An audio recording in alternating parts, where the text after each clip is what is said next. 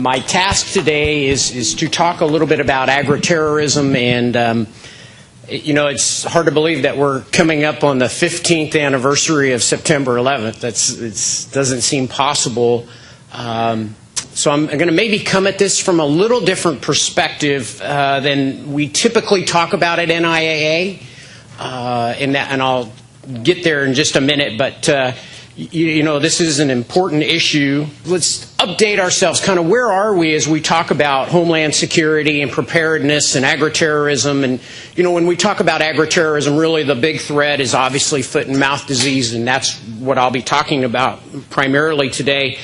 But, you know, we just had a hearing on the Hill to examine the risk of a terrorist attack or natural disruption of the U.S. agricultural sector.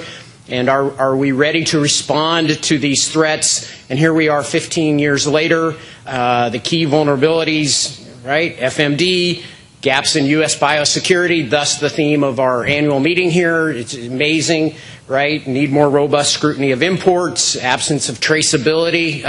You know, our heads getting bloodied, right, from banging our head against a brick wall here. Resource constraints, no kidding.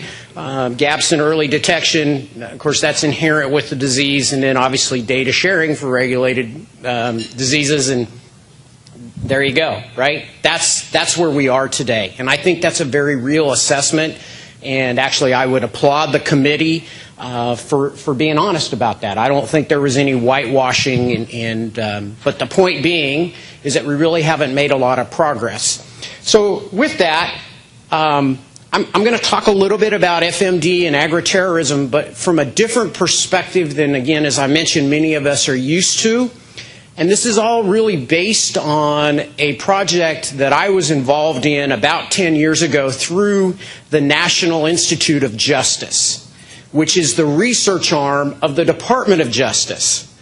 And it was revolving around protecting or defining law enforcement's role in agriculture, and one, dealing with prevention, and then secondly, dealing with the fallout or the ramifications and what happens. And ultimately what this project became, it's very focused, and I'll talk about this, was in Kansas. This project was largely the impotence of Pat Roberts, and who funneled the money that way, but to protect Kansas's infrastructure. But that has national ramifications. But what's interesting, and I'll talk about this more at the end, as it talks about law enforcement, it was multidisciplinary. It was a unique situation in which you had all kinds of interests coming together to talk about what do we do, one, to prevent, and secondly, to deal with some kind of terrorist attack. And the person that led this was Terry Knowles, a former FBI D.C. person, and I will say I learned a lot about law enforcement through all of this, and I had some inside information, and it is a little scary. Even while this project was going on, there are people running around with video cameras at meatpacking plants, okay? And you get some different perspective when you get some of that knowledge, and it certainly heightens your awareness of what goes on. So again, I think many of these issues we're probably aware of, but I think it's just a good reminder of kind of where we are. So first of all, my job really was not to deal with this from an animal health perspective, but more from a societal and an economic perspective, and what are the real ramifications and why it's so important. And I think it's important that we remind ourselves that oftentimes terrorism and economics go together, right? I mean, that was the whole point of hitting the World Trade Towers, is that it was a symbol of economic power in the Western U.S., and I think nothing demonstrates that power probably better than American agriculture. It is fundamental to our economy. Obviously, if you take down agriculture, you're going to take down the economy with it, and I'll talk about that in a little more detail indirectly as we go forward, but it is truly about striking the heart of our economy. So with that being said, I mentioned this yesterday in a session that I did. Agriculture and being able to feed ourselves plus feed the world is important to national security, and I would say also to international security. Again, it's an economic icon, and oftentimes I think those of us are those that probably want to strike at the United States, and that's not to be an us versus them. I'm not trying to talk about it that way. Please don't understand that. But oftentimes our economy is the manifestation of what is portrayed as Western greed, and so that's important. Unfortunately, as important as agriculture is, as you all well know, and much the sense and theme here as we talk about our annual meeting is biosecurity, we're highly vulnerable. Our production occurs primarily in unsecured environments, and as part of a second project in this, I actually dealt with a project in trying to put up security cameras and fences and what are the costs around, for example, a feed yard. That's a big challenge. It's not easy to do. It's much anything you implement technology in an outside world that's not very well protected, it's hard to do. Obviously, we're highly dispersed. It's not easy to watch. What's incredible, and I think what we often take for granted, is the infrastructure in terms of the commingling that goes on and the transportation and how dependent we are on that. We do take that for granted, but that's truly our Achilles heel. And as a separate project from this, one of the things that happened was you just begin to monitor, for example, trucks that come in and out of someplace like Dodge City, livestock trucks, where they've come from, where they go, and the number of them and the intersection of that. And that's where you begin to really understand how much we are dependent upon all of that. And we talked about that in the project as agro-movement, okay, specifically dealing with just the movement of ag products. So my task was to deal primarily with the beef industry, and this will have ramifications to all the others as we get there, but it is truly the most fragmented of the meat industries. It's the hardest one to really monitor and control. Therefore, it's also the most dependent on assembly and then, therefore, transportation. And it's the most important economically. And that's not a stab at any of the others. It's just the fact that as you take the real dollars, it is the largest part. And, therefore, it's the most vulnerable. It's the easiest and it's the most important. And so we really focus there. And then as we talk about, our area, that's really where we wanted to kind of keep it. What's interesting is we understand the industry and we understand movement.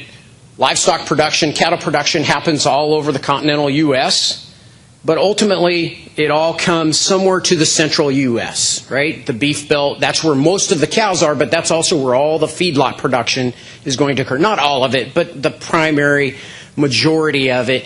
So start to think about that you're having all of this movement into a fairly central area, and then if you drill down even further where most of the beef processing happens, you've basically got a quadrant of 450 square miles. It's not very often we think about it that way, but that's all we often talk about the northern tier, Nebraska, and the southern tier, southern Kansas and Texas, but that's all a day's drive. Right? So I can drop some cattle here in Amarillo, Texas, and I'll be up in Schuyler, Nebraska within a day, very easily.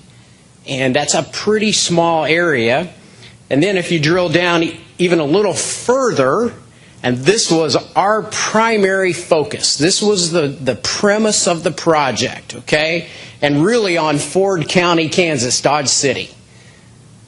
But if you take a corridor, when you start talking about stop movements, I-70, I-35, and big major highways, that's a pretty relatively small area. Now, you start talking to law enforcement, they're like, that's huge.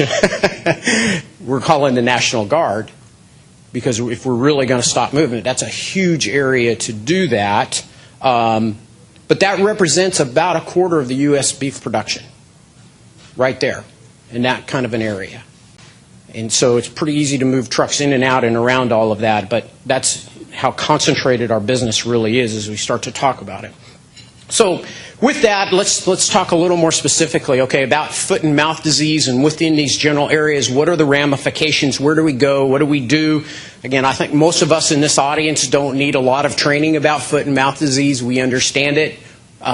We did spend in this project quite a bit of time trying to educate people, for example, law enforcement people or military people about foot and mouth disease, why it's so important, why it's so easily spread, what have you. I don't want to spend a lot of time there.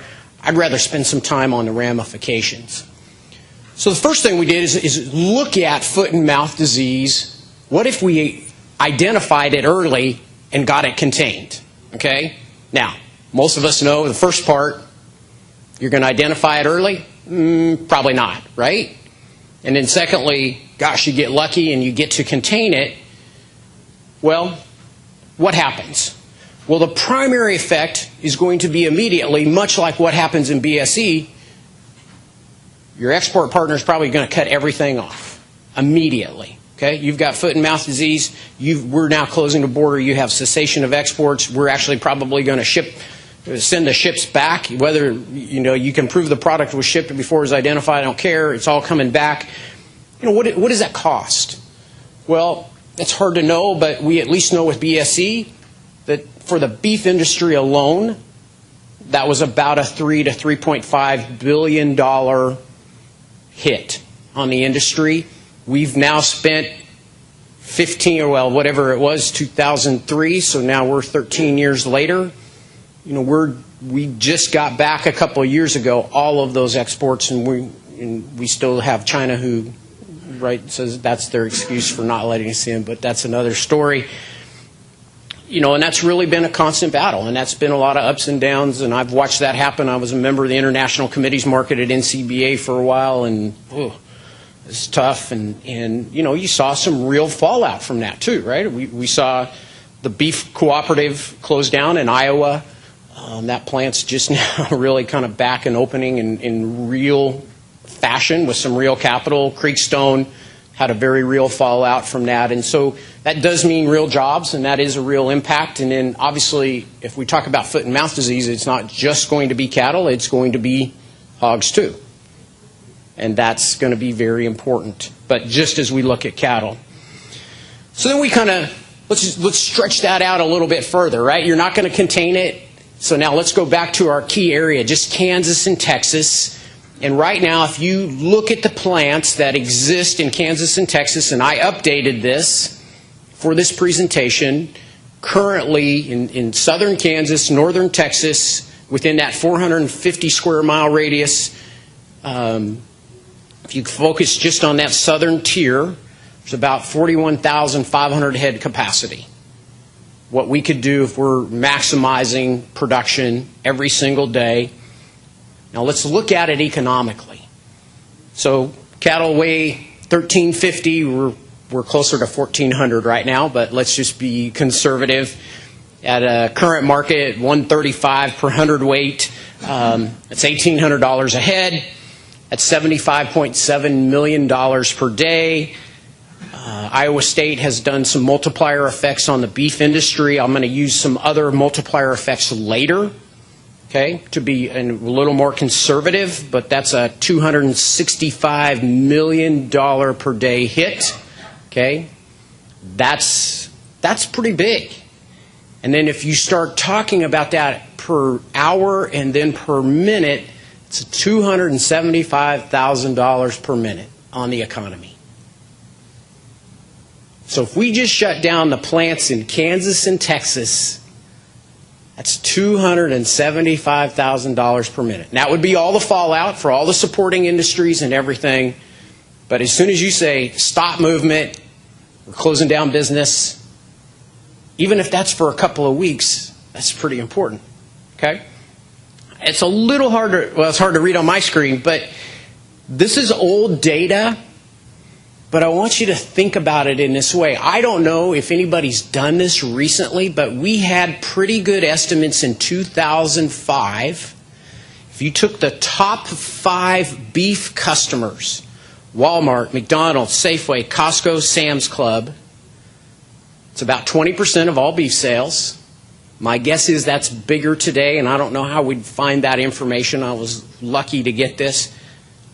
But that was only about 25,000 head per day. So if we shut down just that area, Kansas and Texas, you're closing out the 5 largest customers and then some. Now imagine what's going to happen if you show up to Walmart or McDonald's or Sam's Club and you can't buy beef. That makes people uncomfortable. That has real fallout. So, as we talk about it, then the indirect costs, and that's part of the indirect cost, but obviously you're gonna have some effects on sale barns, order buyers, it's the logistics. Now you've got law enforcement costs. That's part of that doesn't get included in the 3.5 multiplier. You're going to have people out there, you're going to have overtime, you're going to have investigative costs. And then it's the layoffs and what kind of impact does that have on a community, and especially as you start to think about many of the employees who work at these packing plants who are not high income and fairly focused in neighborhoods and are out of jobs. Now you have problems with crime and what have you. Those are real considerations for society. And those are really the indirect costs that are very, very hard to quantify as we go forward. So many of you have seen this, and this is nothing new, and it plays out. Here's the worst case scenario, and the one that's most likely, right? So Crimson Sky, we've had lots of symposiums, well, not lots, but we've had several.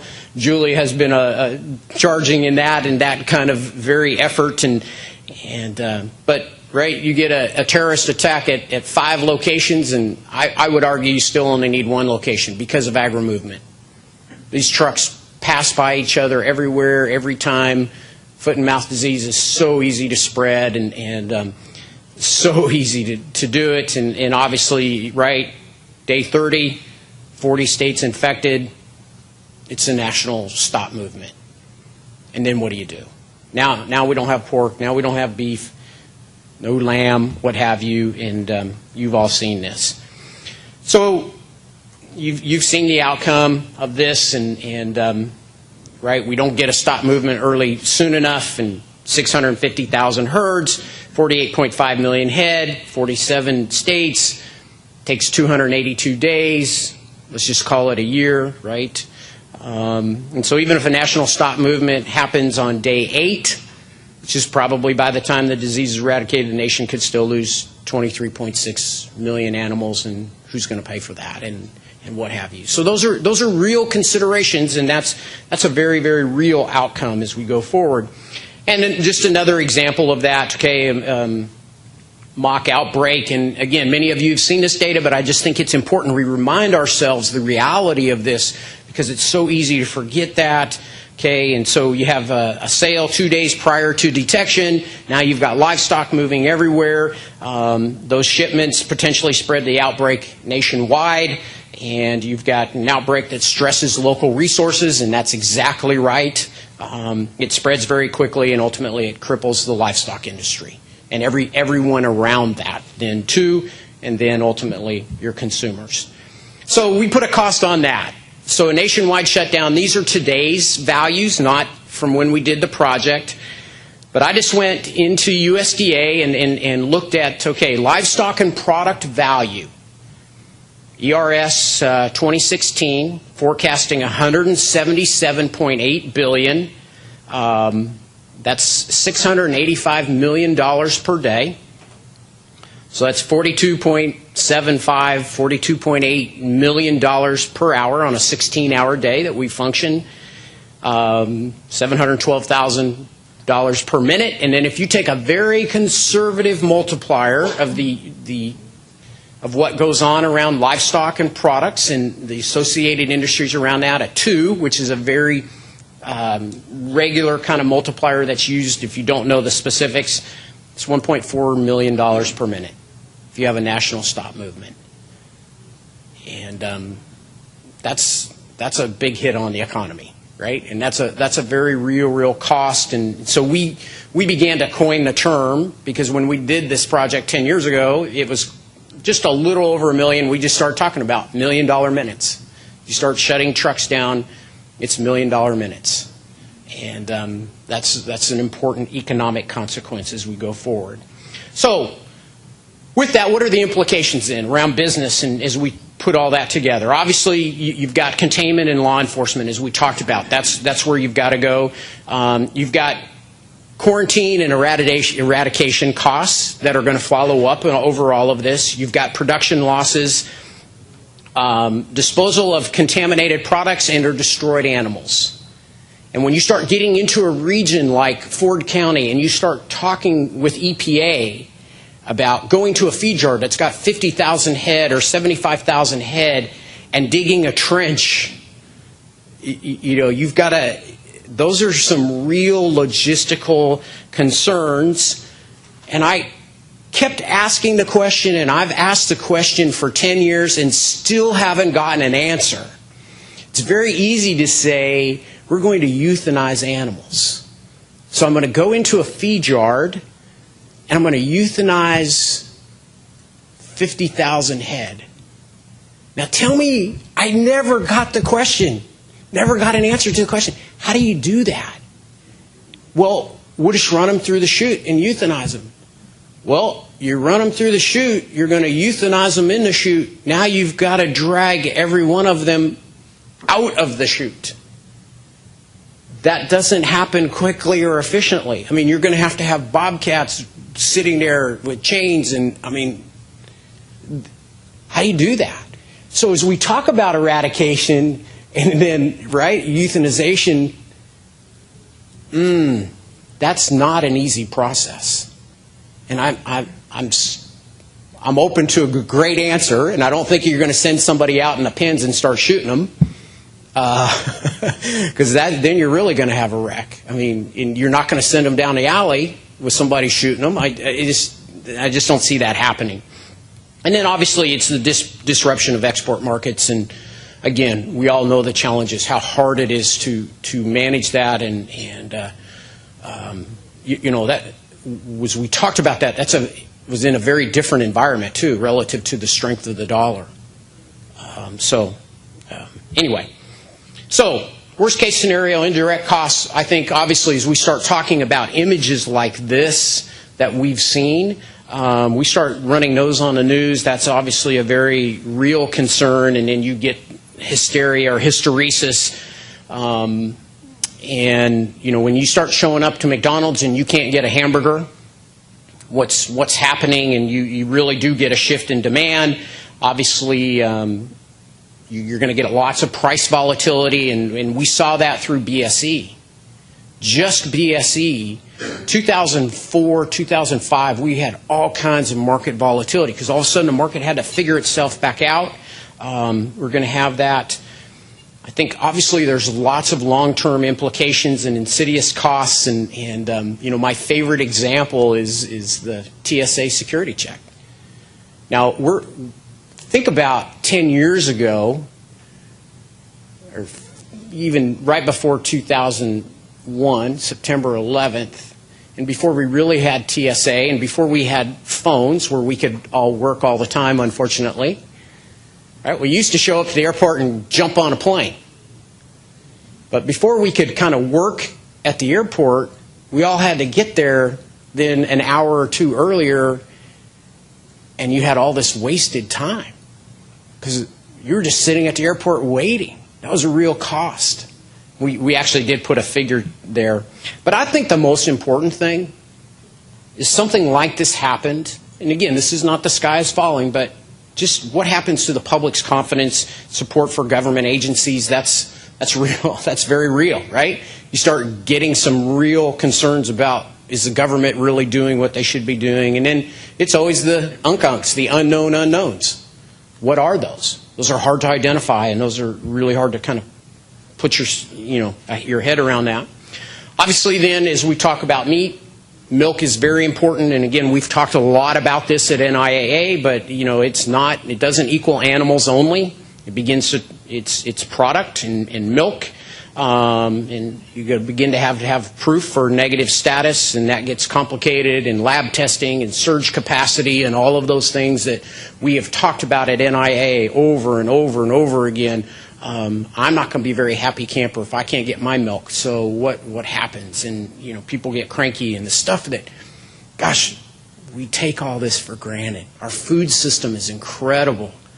but so fragile, so fragile. So 2006, let's fast forward. Some of you maybe participated in this summit, but I think it's, again, important to review some of this, right? So key questions the industry needs to ask. What's at stake? I think probably we can all agree on that. What's the industry willing to invest? Probably zero, right? Low margin. How much time is available? Zero. That's a goose egg. And what's the return on investment? Well, that's probably not a very good question, but nonetheless. Okay, so I love this. Prior to the summit, 25% of attendees agreed government and industry are well prepared to rapidly and effectively detect an FMD outbreak. After the summit, 9%, and I would say those 9% are wishful thinkers, right? They're eternal optimists. They're smoking crack, whatever it is, okay? Because I don't think we're there. Remember, that's 10 years ago, okay? So, promotion of the concept that FMD is the priority in terms of major animal health threat in the U.S. I would say absolutely need to actively support and funding at state and national level to combat FMD. I think we'd all agree on that.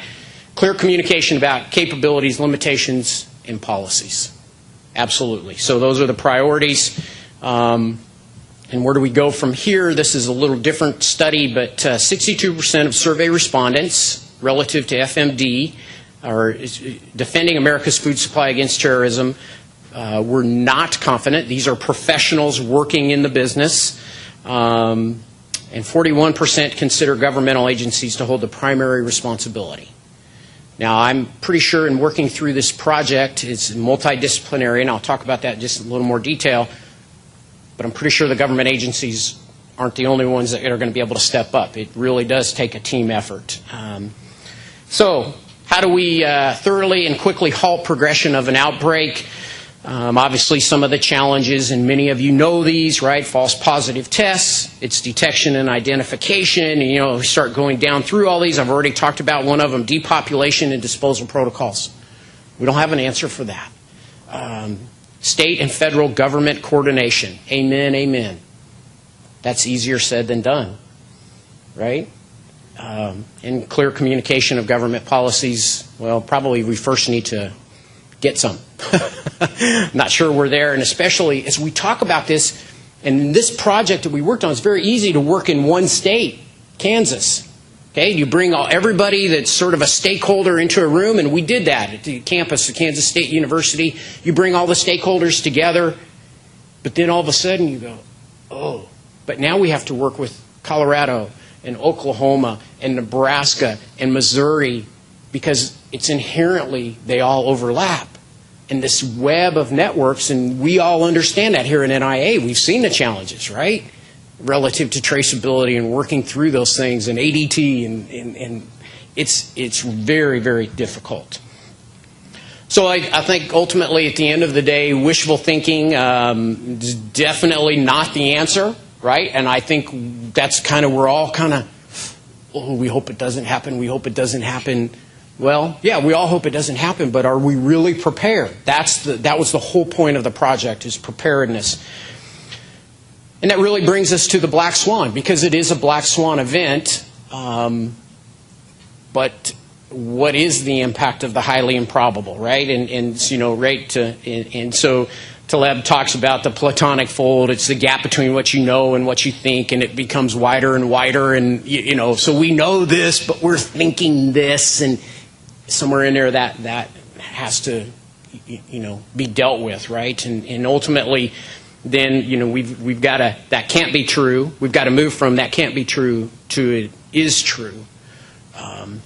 And so I think really as we talk about this and deal with this and ultimately, indirectly, it is a problem. It's a threat. It's very real. It takes an interdisciplinary approach. It can't just be animal health officials. It takes industry working with it, law enforcement, because ultimately if there's an issue, they're all going to have to come together and deal with all of these. And it's the sociologists, and what do you do with people out of work who are displaced and living in low-income housing, and they're a long ways from home and what have you. And those are all very important that no one discipline can answer alone. But that's a lot of work, but that's where we need to be. And ultimately, I like how Mohamed El-Erian, some of you may know him, who is very well known in the investment world, but why use a mix of disciplines? And ultimately, I like, right, in contrast, the greater the number of disciplines used to support a hypothesis, the greater the probability that accuracy and applicability will be achieved. So we can come up with solutions, but are they applicable? And I really think that's very, very important. And you know what really strikes home about all of this, and the thing that probably resonates the most with me. So we talk about terrorism and foot and mouth disease, and you know, how would a terrorist do it, and what have you? And as you listen and work with these law enforcement agencies in Ford County, for example. Okay, so you begin to learn there's this whole industry that goes on in some of these communities. It's contraband food. They all have these markets. And so, and this is, please, this is not a political comment about building a wall, you know, on the border of the U.S. and Mexico. I'm not going there. But what happens is many of these migrant laborers get on buses, and the packing plants actually will go to Mexico, and then they bring them back. And so they get to go visit their family, and that's a very regular occurrence. And again, this is not a political commentary. Oftentimes when they come back, they bring contraband food, and one of their favorites is sausage. And they talk about, and we talked about this, how easy it would be to bring it in that way. So do we need to police that? I don't know, but that's going on. It's very real. And then there's these little off markets out in the streets, and so it's just incredibly simple. So obviously it takes only one, and that's really, you know, what makes agriculture and the food chain unique is this interdependence and interconnectivity of every producer. Again, that's something that we all know. And from the smallest to the largest could be looked at as critical infrastructure. It just takes one animal showing up at the sale barn, trucks go everywhere, it's game over, right? That's how easy it is, and so that's where we are. And so with all that in mind, I think let's come back full circle as we talk about all of this and the implications. This is where we are today, right? We just talked about all this work we've done, all that we understand.